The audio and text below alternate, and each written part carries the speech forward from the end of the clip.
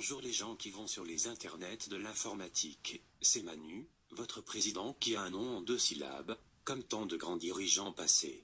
J'ai comme l'impression qu'un fossé est en train de se creuser entre vous et moi, alors pour infléchir cette tendance, j'ai décidé de me lancer sur YouTube et de décrypter l'actu de la semaine.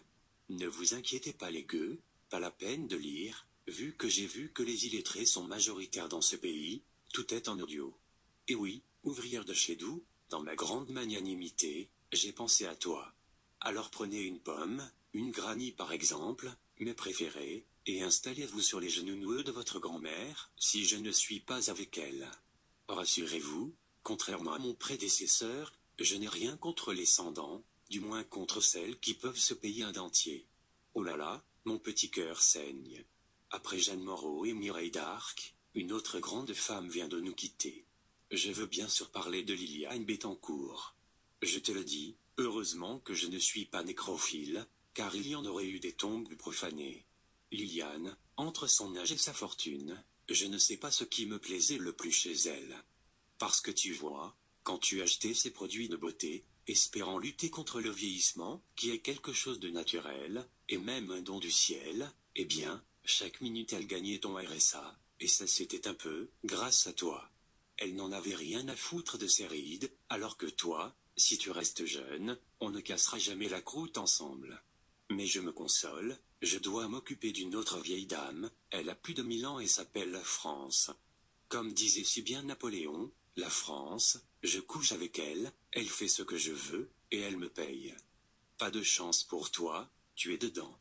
Alors serre les fesses, car si tu attends que j'aide les pauvres, eh bien j'annoncerai cette partie de mon projet dans la prochaine vidéo de What the Cut. Je voulais aussi te parler d'un grand monsieur qui est malade. C'est ce brave Bernard Tapie, et il a un cancer de l'estomac. Heureusement, c'est pas la mobilisation contre ma réforme du code du travail qui va lui donner des ulcères.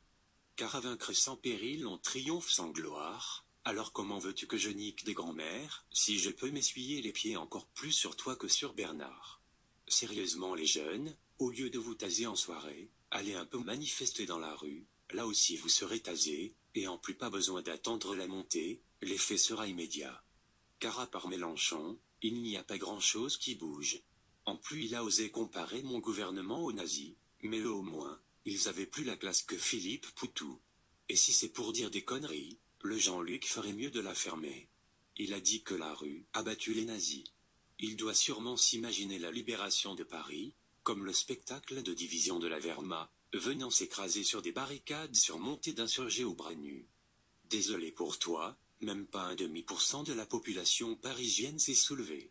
Bref, s'il y a quelque chose qui ne change pas, c'est les 2 lettres de notre beau pays. RF avant ça voulait dire Unium Francorum, puis Royaume de France, ensuite République française, et après rôtisserie à Feuge, de 39 à 45. Maintenant crois-moi, ça veut dire rampé-feignasse. Voilà, c'est tout pour cette fois. Je te laisse le temps d'acheter de la vaseline avant ma prochaine diatribe, car crois-moi, tu en auras besoin.